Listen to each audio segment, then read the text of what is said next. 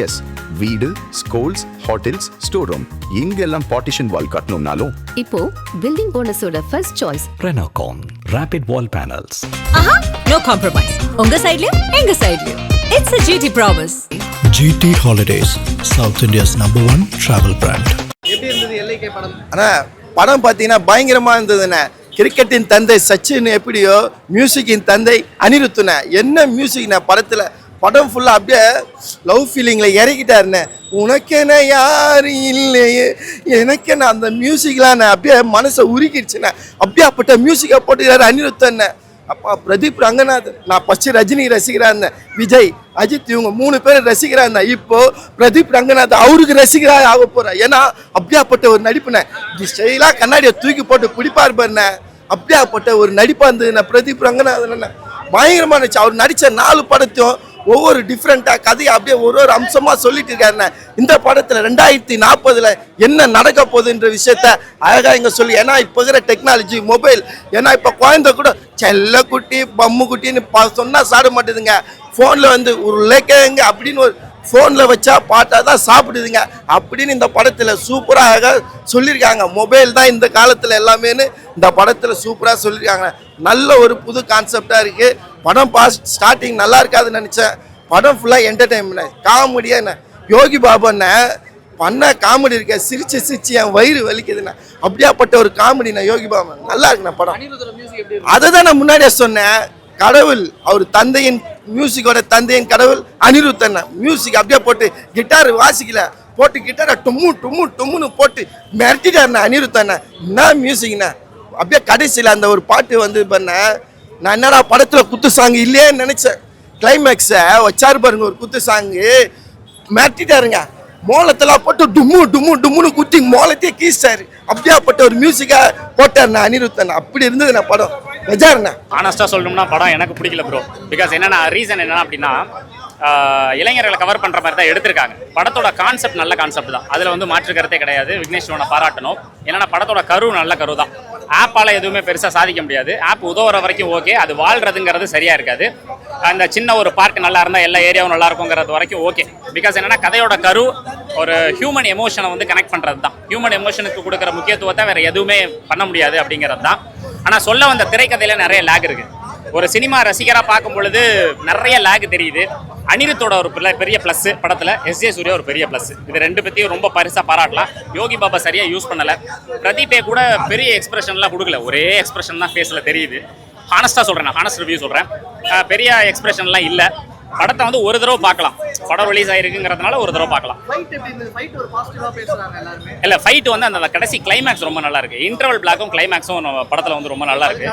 அதுக்கு நடுவில் தான் அந்த திரைக்கதையை தான் கொஞ்சம் சொதப்பிட்டாங்க. சீமான் வர போர்ஷன் வந்து அந்த பசுமை சம்பந்தப்பட்ட விஷயங்களை பேசுறாங்க. ஒரு மேடையில் என்ன முன்மொழிகிறாரோ அதை தான் அவர் இங்கே பேசுறாரு. மற்றபடி படத்தில் வந்து பெருசாக சொல்கிற அளவுக்குலாம் இல்லை. அனிருத்தோடைய பாட்டு நல்லா இருக்கு, அந்த வாய்ஸ் நல்லா இருக்கு. அனிருத்தோட வாய்ஸ். பிரதீப் ரங்கநாதன், விக்னேஷ்வரன் 2 பேருக்குமே வீக்கான படம் சொல்லலாமா? கண்டிப்பாக சொல்லலாம். ஏன்னா பிரதீப் ரங்கநாதனுடைய வளர்ச்சி வந்து ரொம்ப பெரிய வளர்ச்சி. இப்போ தான் வந்து ஹீரோவா 4வது படம், ஓகேங்களா. டேரக்டர் பண்ணப்போ ஃபர்ஸ்ட் படம், அதுக்கப்புறம் ஹீரோவா நடிச்சு இது 4வது படம். ரொம்ப பெருசாலாம் நம்ம சொல்ல முடியாது. அதாவது நம்ம ஹைப் கொடுக்குற அளவுக்குலாம் இல்லை. இன்னொன்று பார்த்தீங்கன்னா படத்தில் இத்தனை க்ரூ இருக்கிறதுனால இதுக்கு முன்னாடி இந்த படத்தினுடைய எண்ணிக்கை, இந்த சம்பள எண்ணிக்கையை வச்சு தான் படம் போட்டி போடுது. அதனாலேயே இந்த நிறைய விஷயங்களை கொண்டு வந்திருக்காங்க. இளைஞரை கவர்றதுக்காக தான் அந்த லைக்குங்கிற ஆப்பை வந்து கொண்டு வந்து பண்ணுறாங்க. பட் அந்தளவுக்கு பெருசாக கனெக்ட் ஆகலை.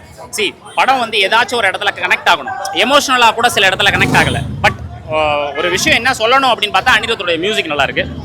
அந்த தீம் சாங் யூஸ் பண்ணியிருக்காங்க, அதுலலாம் நல்ல வைப் இருக்குது. அதெல்லாம் மாற்று கருத்து இல்லை. கிளைமேக்ஸ் ஓகே, மாற்று கருத்து இல்லை. எஸ்.ஜே. சூர்யாவோட ஆக்டிங் கிளைமேக்ஸில் ஒன்று இருக்குது, ஓகேங்களா. அது பாருங்கள், அது ரொம்ப சூப்பராக அழகாக வந்திருக்கு. எஸ்.ஜே. சூர்யா தான் பெரிய ப்ளஸ்ஸாக பார்க்குறேன், அனிருத்தை பெரிய ப்ளஸ்ஸாக பார்க்குறேன். பிரதீப் ரங்கநாதன் வந்து கதைக்கு ரொம்ப முக்கியத்துவம் கொடுத்து சில எக்ஸ்பிரஷன்ஸ் கொஞ்சம் மாற்றி நடித்தா கண்டிப்பாக ஒரு அடுத்த கட்டத்துக்கு நகருவார். படம் வந்து ஒன் டைம் வாட்ச் நான் எதிர்பார்த்த மாதிரி ரொம்ப ஃபுல்ஃபில் ஆகலாம். என்ன எதிர்பார்த்து வந்தீங்க? எது சாட்டிஸ்ஃபை ஆகல? இன்னும் நல்லா கொண்டு போய்க்கலாம். லவ் இன்சைட் கம்பெனி பார்த்தீங்கன்னா லைட்டாக போரா போச்சு. ஸ்க்ரீன் பிளே கொஞ்சம் சொதப்பிட்டாங்களோ? ஸ்க்ரீன் பிளே நல்லா இருந்தது. அந்த அனிருத் ரோபோட்டிக் வந்து வாய்ஸ் ரொம்ப சூப்பராக கொடுத்து நல்லா அருமையாக இருக்கு. வேற எது மைனஸாக பார்க்குறீங்க? மைனஸ் இன்னும் இம்ப்ரூவ் பண்ணிக்கலாம். ஓகே ஓகே அனிருத் எப்படி பண்ணிருக்காரு? அனிருத் சர்ப்ரைஸா ஒரு பாட்டெல்லாம் கொண்டு வந்திருக்காரு. அந்த பாட்டு நல்லா இருக்குது சூப்பராக. மத்தபடி இப்போ இருக்கிற மியூசிக் எப்படி பண்ணிருக்காரு? பிஜிஎம்லாம் எப்படி பண்ணிருக்காரு? பீச்சினா நல்லா அனிருத் மியூசிக் எப்பவுமே 100% தான் கொடுப்பாரு அவரு. படத்துல வேற என்னெல்லாம் ப்ளஸ்ஸா பாக்குறீங்க? ப்ளஸ் அண்ணன் சீமன் வந்து வேற லெவலு, அது தாண்டி வேற வந்துறாரு. அப்பாவோட கேரக்டர் அவங்க சூப்பரா வச்சிருக்காரு. எஸ்ஜே சூர்யா எப்படி நடிச்சாரு? அவர் சொல்லவே தெரியல, அவர் வந்தவே தியேட்டர் ஆரம்பம் தான் செய்யும். வணக்கம், எல்ஐகே படம் எப்படி இருந்தது? ப்ரோ சூப்பராக இருக்குது ப்ரோ. உண்மையாக சொல்லணும்னா சங்கர் சார் வந்து அவர் தான் இந்த மாதிரி படங்கள்லாம் பண்ணுவார். ஒரு நல்ல கிராஃபிக்ஸு, நல்ல ஒரு எந்திரன் மாதிரியான ஒரு கதைக்களம். அதை விக்னேஷ் சிவன் சார் எப்படி பண்ணாருன்றது ரொம்ப ஆச்சரியமாக இருக்குது. பிரதீப் ரங்கநாதன் ப்ரோக்கு வந்து ஒரு பெரிய பிளாக் பஸ்டராக இந்த படம் வந்திருக்குன்னே சொல்லலாம். சூப்பராக இருக்கு ப்ரோ. அந்த கதைக்குள்ளே அந்த கதையை உள்ளே கொண்டு வந்து அதில் அவங்க பண்ண ஒரு சின்ன சின்ன எலிமெண்ட்ஸ்லாம் அவ்வளோ சூப்பராக இருக்கும். கிளைமேக்ஸ் எனக்கு தெரிஞ்சு ஃபர்ஸ்ட் ஹாஃபே வந்து கிளைமேக்ஸ் மாதிரி இருந்தது, அவ்வளோ நல்லா இருந்தது. கிராஃபிக்ஸ் தான் என்னன்னா இப்போ சங்கர் சார் ஒரு கிராஃபிக்ஸ் பண்ணுறாருன்னா நமக்கு ஆரம்பத்துலேருந்து அது தெரியும். பாய்ஸில் ஒன்று காமிச்சிருப்பாரு சாங்ஸ் மூலிமா எல்லாத்துலேயும். ஆனால் இந்த மனுஷன் எப்படி பண்ணாரு? நானும் ரவுடி தான், அப்புறம் சூர்யா சாரை வச்சு தானா சேர்ந்த கூட்டம், இந்த மாதிரி ஒரு படம் பண்ண விக்னேஷ் சிவன் எப்படி இப்படி ஒரு படம் பண்ணாருன்னு ஒரு ஆச்சரியமாக இருக்குது. மெசேஜ் செல்ஃபோன்ஸ்னால நீங்கள் வந்து எவ்வளோ மோசமான ஒரு நம்ம அழிவு பாதையை நோக்கி போவோம் 2040 அதுக்கு அடிக்ட் ஆனா அப்படின்னு. இதுக்குள்ளே வந்து சீமான் சாரோடைய அந்த உள்ளே வந்தது ரொம்ப நல்ல ஒரு ரோல், ஒரு அப்பா மாதிரியான ஒரு ரோல், நல்ல ஒரு ரோலு. மியூசிக் வந்து பெரிய ப்ளஸ். அனிருத் சாரோட மியூசிக் வந்து பின்னி எடுத்துட்டாங்க, ரொம்ப நல்லா இருக்கும். படம் நினச்சேன் நல்லா இருக்கும்னு நினச்சேன், ஆனால் இவ்வளோ நல்லா இருக்கும்னு நினைக்கல. இது வந்து ஆக்சுவலாக பிஆரோடைய நெக்ஸ்ட் 200 crore கிளப்பாக இருக்கும். 100 crore அடிக்கும், கண்டிப்பாக 200 crore அடிக்கும். 2040 ஃபியூச்சரில் லவ் எப்படி இருக்கும்னு சொல்லிட்டு சூப்பராக இப்பயே காமிச்சிட்டாரு. இப்போ ஏஐ வச்சு பண்ணால் நம்மளுக்கு தெரியும், ஏஐ வச்சு பண்ணியிருக்காங்க. ஆனால் இந்த படத்தில் அப்படி தெரியல, நேச்சராக வருது எல்லாமே. ரோபோட்டிக்ஸ்லேருந்து எல்லாமே வந்து ஒரு ஹாலிவுட்டில் எப்படி தெரியாமல் எடுப்பாங்களோ விஎஃப்எக்ஸ், அந்த மாதிரி பண்ணியிருக்காங்க. விஎஃப்எக்ஸ் கம்பெனி வந்து யார் யூஸ் பண்ணாங்க அதெல்லாம் பக்காவாக பண்ணியிருக்காங்க. Making wise super, screenplay super, writing dialogue எல்லாம் super. S A Surya is best. Krithi Shetty நல்லா பண்ணியிருக்கு. எஸ்ஏ சூர்யா வந்து அந்த 6.5 கோடி அந்த பாட்டில் ஆர்வம் அந்த மாதிரி பண்ணியிருக்காரு.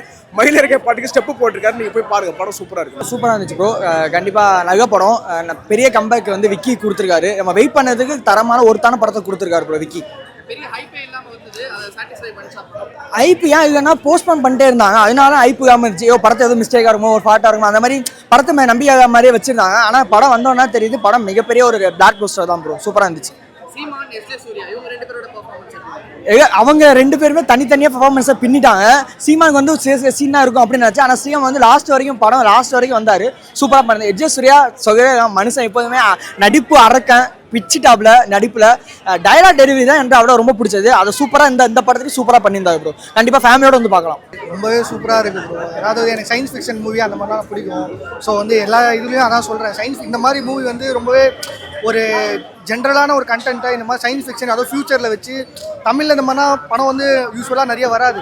ஸோ இந்த மாதிரி ஒரு சில படம் வந்து நல்ல முயற்சியாக அதுவும் சூப்பராக எடுத்திருக்காங்க, என்டர்டெய்னிங்காக எடுத்திருக்காங்க. எப்படி பிரதீப் ரங்கநாதன், எஸ்ஜே சூர்யா அவங்க படத்தில் ஒரு என்டர்டெயின்மெண்ட் ஃபேக்டரு த்ரூ அவுட்டும் நம்ம வந்து சிரிக்க வச்சுக்கிட்டு ஒரு கலாட்டாவாக இருக்கிற விஷயம். இவங்க 2 பேரும் காம்போவாக படம் ஃபுல்லாக அந்த ஒரு கலாட்டா ஸ்பேஸில் தான் இருக்குது. சின்ன சின்ன விஷயம் வந்து நம்மளை வந்து எக்ஸைட் பண்ணிகிட்டே இருக்குது. இப்படி ஒரு சின்ன சின்ன டீட்டெயிலிங்னா ரொம்ப பிரமாதமாக பண்ணியிருக்காங்க. 2040 எப்படி இருக்கும்ன்ற டீட்டெயிலிங்னா அதெல்லாம் வந்து உண்மையாக இந்த ஒரு இங்கிலீஷ் படம் நம்ம அது மாதிரிலாம் பார்த்துருக்கோம். நம்ம தமிழில் இந்த மாதிரி ஒரு படம் வந்திருக்கு. ஸோ அது வந்து கண்டிப்பாக சப்போர்ட் பண்ணணும்னு நினைக்கிறேன். இதில் வந்து சின்ன சின்ன நெகட்டிவிட்டி இருந்தாலுமே அது யூஸ்வலாக இருக்குது, ஒரு இடத்துல ஸ்லோவாகும் திருப்பியும். ஸோ அது வந்து யூஸ்வலாக எல்லா படத்துக்கும் இங்கே நெகட்டிவிட்டியாக இருந்தாலுமே கட்சியில் நமக்கு முடியும் போது ஒரு செம்ம எக்ஸ்பீரியன்ஸ் தான் இந்த படம் கொடுக்குது. எனக்கு ரொம்ப பிடிச்சிருக்கு. படம் ஒரு சயின்ஸ் ஃபிக்ஷன் மாதிரி ட்ரை பண்ணியிருக்காங்க. 2024 நடக்கிற மாதிரி ஒரு லவ் அண்ட் சயின்ஸ். சயின்ஸு லவ்வோட பெரிய விஷயமா அந்த இந்த உலகத்தில் நாங்கள் எல்லா விஷயங்களும் ஆப்லேயே பண்ணிடலாமா, டிஜிட்டல் ரெவல்யூஷனில் பண்ணிடலாமா, அந்த மாதிரி ஒரு சப்ஜெக்ட். அப்படி எல்ஓகேன்னு ஒரு கம்பெனி அதுதான் லவ் எல்லாம் டிசைட் பண்ணுறது, யார் லவ் கரெக்டாக இருக்குன்ட்டு அந்த மீட்டரில் டிசைட் பண்ணுறது. அந்த மாதிரி நடக்கிற வாய்ப்பே கிடையாது. அது ஃபெயில்யூர் எப்படி இருந்தாலும் ஃபிக்ஷனாக அதை ட்ரை பண்ணுறாங்க.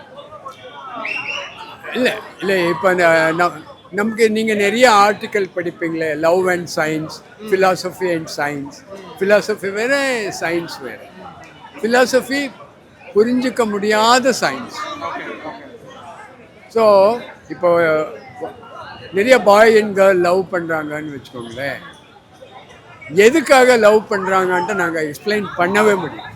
ஏன்ட்ட நீங்கள் ஒரு 1000 லவ் அனலைஸ் பண்ணால் ஒன்று ஒரு மாதிரி ஒரே மாதிரி இருக்கு, ஒன்று ஒரே மாதிரி இருக்குது. அதனால இது ஃபினாமினான்னு கூப்பிடும். Love is a phenomena. அதுதான் இந்த படத்தில் சொல்ல வராங்க. இந்த லாஸ்ட் 40 மினிட்ஸில் தான் சொல்கிறாரு. கிராமத்தில் இருக்கிற ஆளுக்கெல்லாம் இந்த படம் பிடிக்காது. 2024 கொஞ்சம் டிஜிட்டல் நாலேஜு, இந்த ஹைடெக் நாலேஜ் இருக்கவங்க தான் இந்த படம் புரியுது. பிரதீப் ரங்கநாதன் நல்லா ஆக்ட் பண்ணியிருக்காங்க. அந்த பொண்ணு ரொம்ப அழகாக இருக்குது. தீமா தீமா சாங் நல்லா இருக்குது. ஃபோட்டோகிராஃபி எக்ஸ்ட்ராடினரியாக இருக்குது. அண்டு இந்த படத்தை மாதிரி கதை ஒரு 60 வருஷத்துக்கு முன்னாடியே வந்துச்சு. அந்த படத்து பேர் சோலாரிஸ். ஒரு ரஷ்யன் படம். ரொம்ப famous director, world famous director Tarkovsky. Andrew Tarkovsky. அவங்க இதில் சோலாரிஸில் இந்த மாதிரி தீம் தான் டீல் பண்ணியிருப்பாங்க. இந்த மாதிரி தீம்ன்ட்டா அவர் ஒரு பெரிய சயின்டிஸ்ட். கடைசியில் கதை எப்படி முடியுதுன்ட்டு, இந்த உலகத்தில் லவ்வை தாண்டி இந்த உலகத்தில் எந்த சயின்ஸும் கிடையாது, எந்த பெரிய இன்வென்ஷனும் கிடையாது என்று ப்ரூவ் பண்ணுறாரு. இது அந்த மாதிரி தான் இருக்குது.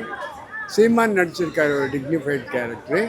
பட் நம்ம ரெகுலர் சீமானை இங்கே பார்க்க முடியாது. ஒரே ஒரு சீனில் நிறைய தமிழ் பேச வச்சுருக்காரு.